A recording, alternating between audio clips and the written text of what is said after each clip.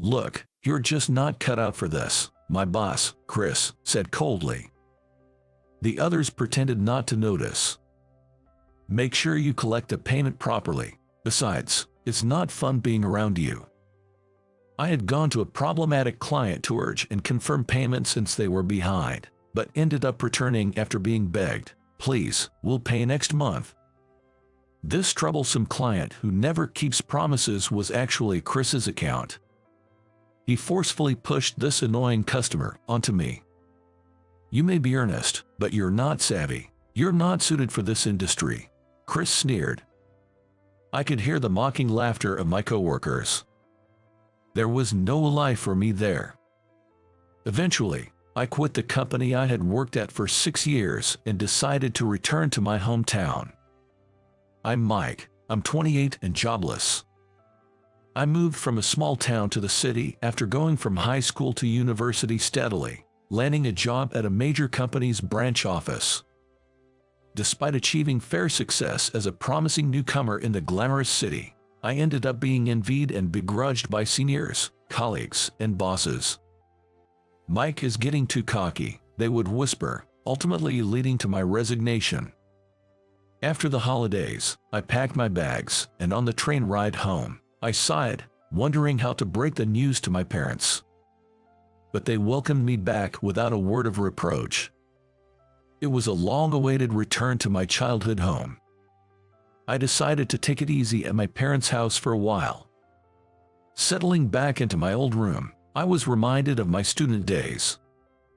My family has run a general store in the shopping district for generations. Everyone in the district knows our shop. From birth, I was cherished by the adults in the neighborhood. And both my parents and the residents loved the local festivals.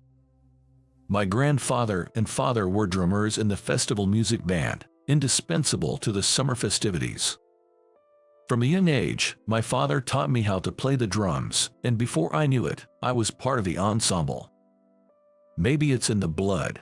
The sound of the drums stirs my soul. I eagerly participated in the practices.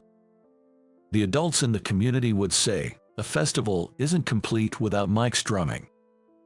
I would practice with the adults several times a week, not just for our neighborhood festival, but also performing at events in neighboring towns. The sound of the drums lifted everyone's spirits. In school, I was a well-liked figure with many friends. But children's interests are fickle. As my classmates' interest in drumming waned, and I hung out mostly with adults, friends gradually drifted away. Even after starting middle school, I continued to engage in drum practice, which, unbeknownst to my peers, made me the subject of odd looks. By this age, a so-called social hierarchy forms in class. Ken, a handsome soccer player, reigned at the top. His father was a well-known company president, wealthy, with excellent grades, and popular among the girls. Fans from other schools would even come to watch his soccer practice. I joined the newspaper club and spent my free days drumming. Not from a wealthy home and with only average grades, I found myself ranked low in the social order and became a target for Ken's teasing. Do you actually enjoy life, drumming with old folks? That drumming is essential for our community events. Come listen sometime, it'll cheer you up. Community events, how lame. Ken and his entourage would burst into laughter. Being in an inconspicuous club and mostly involved with community events, I was ridiculed as uncool and too serious, eventually being treated like a contagion, as if hanging with Mike will make you old. I took out all that frustration on the drums. Unfortunately, I was in the same class with Ken until the third year of middle school. While I was fed up, I can't forget the opening ceremony that year. Into our unchanging class came a new student. The transfer student, Emily, appeared to be the daughter of a major company executive, petite but well-mannered, with fair skin and long black hair that caught everyone's eye. She quickly became the object of admiration from both boys and girls in the class. Surprisingly, Emily ended up sitting next to me. "Mike, nice to meet you." I remember her talking to me in a quiet, bell-like voice. Nice to meet you too. Let me know if you need any help. Normally, I wouldn't say such a thing, but for some reason, I blurted out a line that didn't sound like me. However, I felt that Emily seemed a little relieved to hear it. But after school, Ken and his followers would confront me with nonsensical accusations like, "Don't get cocky," and "Don't you dare do anything weird to Emily." I thought it was unnecessary to go that far just because I sat next to the class beauty, but after every class, I was forcibly shooed away from my seat with a mic. "You're in the way," as the whole class flocked around Emily. Emily seemed to have after-school activities, as she often went home right after class. One day, the community association received a request for a drum performance at a foster home, and I left school earlier than usual for the meeting. On my way home, I stumbled upon Emily. Even though we sat next to each other, we had never really talked, but I found myself calling out, "Emily." She turned around in surprise. "Hey, Emily, are you going to your after-school activity today?" I asked nervously, and she replied with a sigh, "Yes, I have lessons again today. It's violin lessons today. I like it better than studying, though." "Violin? Huh, that's cool. I've been learning the drums since I was a kid." I immediately regretted my words. I was thinking that community drumming couldn't be compared to her violin. But Emily's eyes widened with interest. "Are you talking about taiko drums?" "Yay, that's right. I play with the guys from the community association during festivals and stuff." "Well, that's amazing. I'd love to see that." Her unexpected response left me dumbfounded. Seizing the moment, I gathered my courage and invited her. "I'm playing at the summer festival, so if you're free, you should come." "Okay, it's a promise," Emily replied with a smile. I could feel my face flushing with heat. "Oh no, I've got to go. Let's both do our best, okay?" I watched her smiling face as she left, and I kept replaying that moment in my mind even after I got home. At school, our interactions remained the same, but sometimes she would say, "Is practice going well?" or "I'm looking forward to the festival." It was as if we shared a secret just between us, and that alone made me happy. Meanwhile, in class, Ken's entourage was pushing the idea that Ken and Emily would make such a perfect couple. Ken and Emily. Sure, they are both attractive, and maybe they would be a good match. But still, I felt an uncomfortable fog settling over my heart. Ken was getting pumped up, saying he would ask Emily out. He told his groupies to invite Emily to come watch his next soccer game for support. It looked like he was using other girls to make sure she would come. Emily initially declined, saying I have lessons on that day. But after persuasion from everyone, she agreed to go and support the game. This bothered me, and I became restless. But the day before the practice match, Emily said to me, "Good luck with your practice. I'm really looking forward to the festival." Boys being simple creatures, just that made my heart soar. I heard after the break that Ken's team had a big win in the soccer game, thanks to his performance. But something was off in the classroom that morning. Both Ken and Emily were silent. During the break, the girls crowded around Emily. "Come on, you've got to respond to Ken's feelings. What's wrong with Ken? He's so cool."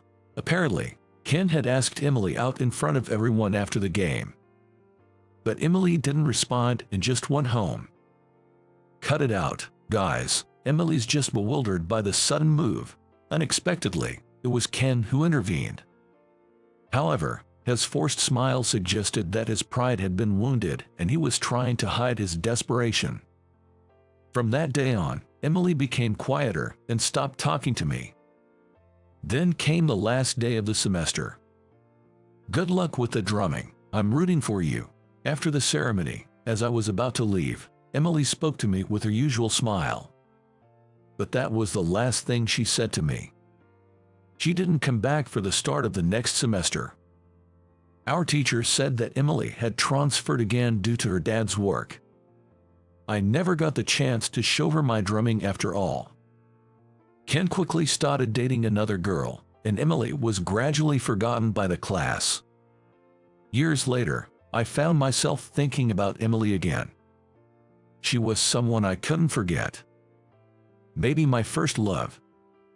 But as an unemployed guy, I couldn't afford to dwell on memories. I decided to take a break at home and look for a job. It didn't take long for the community association folks to find out I was back, and the neighbors, who had aged quite a bit, came by to say hello. "Hey, Mike, you got some free time now, right? How about hitting the drums again? You're back for a reason. Let's play together." The community drumming had continued even after I'd left for a job, and it seemed they were often invited to perform at festivals and events. There was a performance at the community center coming up, and everyone was asking if I would join. I hesitated at first, but remembering Emily, I decided to go to practice. Mom and Dad encouraged me, saying have fun. After years of not playing, I was plagued by muscle pain, but my skills hadn't faded. The kids still got it, the community members said, satisfied. The performance at the community center attracted a big crowd. When we started playing, I could feel the audience being drawn in. At 28, I was the youngest, but the other members' skills hadn't declined at all. When I struck the final beat, the applause was thunderous. I felt elated by the performance. "Your playing was terrific." An elderly woman in a wheelchair approached me after the show. She looked very dignified with glasses. "Your performance gave me such energy. Feels like my injured leg will heal faster now." "Thank you, it's great to hear that," I said. "When's the next show? I'll definitely come to watch." "Well, I'm actually job hunting right now, so I'm not sure when I'll play again." I found myself sharing more than I expected. "You better find a job fast. I want to hear you play again. What kind of company would fire someone like you?" She was inquisitive, but I didn't mind and ended up chatting with her for a while. "You're 28, that's the same age as my granddaughter. She was just here," but just as she was about to continue, the community folks called out, "Mike, help us clean up, will ya? Thank you for today. Hopefully, we'll meet again if fate allows it." As I joined to clean up, I saw a young woman coming to pick up the elderly lady. "Hurry up, don't want to overstay our welcome." I was rushed to help with the cleanup, and soon the two ladies were out of sight. My drumming had the power to energize others. The words of that woman made me feel glad I had continued playing drums. A few days later, "Mike, there's a class reunion invite. What are you gonna do about it?" Apparently, there was a middle school reunion happening soon. There had been a few before, but they always coincided with busy times at work, and I never attended. Well, I was busy, but more than that, I didn't want to see Ken.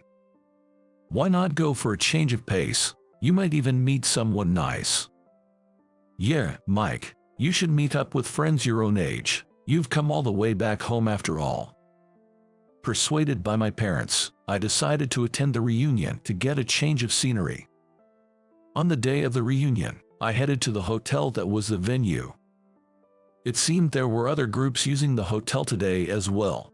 Many people were bustling about. I wondered if everyone would remember me. Feeling a bit anxious, I cautiously approached the reception where I was greeted unexpectedly warmly by familiar classmates. "Hey, isn't that Mike? Long time no see. You're back in town. Let's catch up over a drink." Among them were Ken's old entourage, but as adults, they no longer treated me the way they did back then. I was relieved, but that was naive of me. "Our boss is such a jerk," someone griped.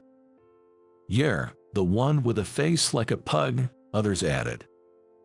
They all complained about work, voicing their daily frustrations. I wasn't the target, but it reminded me of the unpleasant atmosphere of my old company. The women were even bragging about their romantic conquests and affairs. Disgusted, I regretted coming when suddenly, "Ah, Ken, you're late," was shouted, and a cheer went up from the women. Ken entered, dressed in a flashy suit, signaling his grand entrance. "Wow, Mike, It's been ages. I was surprised to hear you'd come. Ken grinned as he approached me. Hey, long time no see, I replied, trying to brush it off, but Ken slapped my shoulder mockingly. You got fired, didn't you?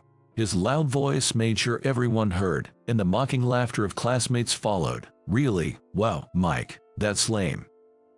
Why do you know that? I heard from Chris that his company hired some loser. He's a senior from my college. It was a surprise that Ken knew Chris, but their similar vibe made sense. Seen you on social media, still drumming with the old guys. If you've got time for that, you should be job hunting. Ken mocked. My drumming at the local events was all over social media. To my classmates, it seemed ridiculous, and they snickered. I was about to leave, annoyed, when something cold splashed on my face. Ken had thrown his beer at me, eliciting more laughter. Hey, don't ignore me. You're still boring as ever. That's why you don't have a girlfriend. A jobless single guy. You are pretty much done for. The crowd laughed even harder. I wiped my face with a handkerchief, feeling miserable. What a mess. Typical you. Emily's coming today, you know. Emily. My heart raced and my face felt hot at the mention of her name. Oh my God, that Emily is going to come. All the memories came flooding back. But I was too miserable, wet from the beer, wanting to disappear. I wonder if Emily's still single. She must have a handsome boyfriend by now. The classmates speculated, but then someone shouted, "Here comes Emily." There she was, after several years. Her long black hair flowing, her fair skin, and her firm lips. I was in awe, even as I wiped the beer from my face. Hey, you're here to see me, right? Ken joked, reaching out to her. But she brushed his hand aside and strode straight toward me. Emily took out a white handkerchief and began wiping my face, and I heard bewildered voices from the people around me. Stop it, you'll get dirty. What's the big deal? Mike is my boyfriend, Emily declared. I was as surprised as everyone else. What? While Ken frowned unhappily. Come on, knock off the bad jokes. Don't associate with this loser. Ken raised his voice in annoyance. Go have tea with the old men. You're an eyesore. Get lost. As he said this, he tried to separate me and Emily. Come on, let's go have a drink, Ken said, trying to pull Emily away forcibly. Ken, there's someone I'd like to introduce you to, Emily said, shaking off his hand. What? Are your parents here? That's troublesome. Ken smirked. It was then that a familiar female voice interjected, Ken, you seem quite full of yourself. The owner of the voice was an elegant elderly woman in a business suit. It was the same woman who had come to watch the drum performance in a wheelchair. But today she stood on her own feet. It seemed her injury had healed. I was confused about why she was there. Mrs. Smith, why are you here? Ken froze in surprise. It appeared that Mrs. Smith was someone Ken couldn't stand up to. We're having a company anniversary party in the back room, but when I heard you were here, I thought I'd pop by. I'm sorry, I didn't realize. What a terrible oversight, Ken said, but still held onto Emily's hand. Ken, would you mind letting go of my granddaughter's hand now? Your granddaughter, I exclaimed. Emily was the granddaughter of Mrs. Smith. Ken, his face sweaty with panic, finally let go of Emily's hand. You're as selfish and arrogant as ever. You always had to act the part at work, but I had no idea you were like this in real life. It's a misunderstanding. I just wanted to make everyone laugh and cheer them up. Like that excuse will fly. I think I'll have to reconsider our company's dealings with yours. Ken, that's lame. The cronies started among Ken's entourage as Mrs. Smith and Emily looked at me intently. Your drumming really touched my heart. It healed my injury so quickly. That's what it means to uplift people. I saw that performance too. It turns out Emily had been at the venue too and had heard my performance. I had left to help with the cleanup, But at that moment, it was Emily who had come to pick up Mrs. Smith. I always regretted moving suddenly in middle school and not being able to hear your drumming at the festival, but I guess fate works in mysterious ways. Emily smiled, probably the brightest smile I'd ever seen from her.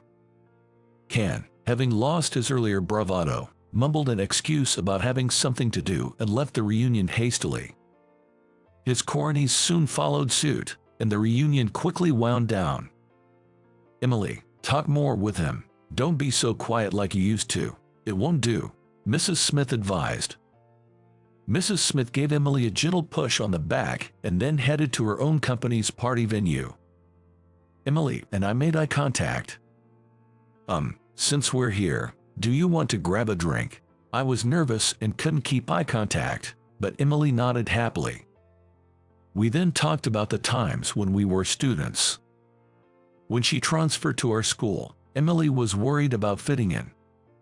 The social hierarchy was already in place, and she couldn't feel at ease in that oppressive space, but she felt a sense of security with me, who was always calm and had a peaceful aura.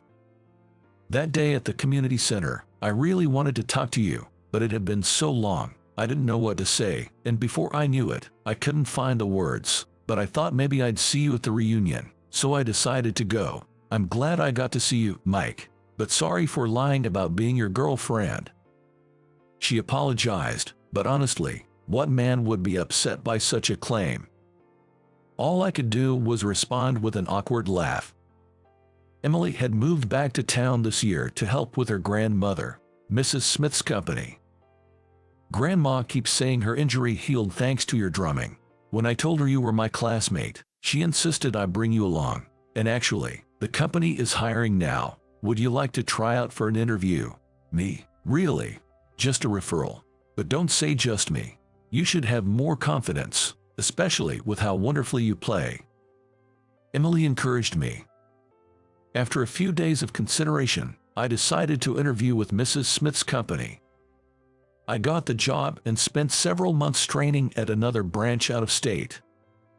This company didn't have anyone like Chris or Ken, and when I met Mrs. Smith again at headquarters, she gave me her full approval. You look good. I'm counting on you from now on. Emily and I ended up in different departments, but she often makes time to see me, and we spend our breaks together. Take good care of both your work and Emily. Thanks to you, she's been smiling more lately, and let us hear your drumming again. I'm looking forward to the next time. Mrs. Smith would jest. The drumming I've done since childhood has brought this connection. It always gives me energy and strength. And whenever I think of Emily, my heart pounds like the beat of a drum. I haven't been able to share my feelings with her yet, but one day I hope to convey them properly.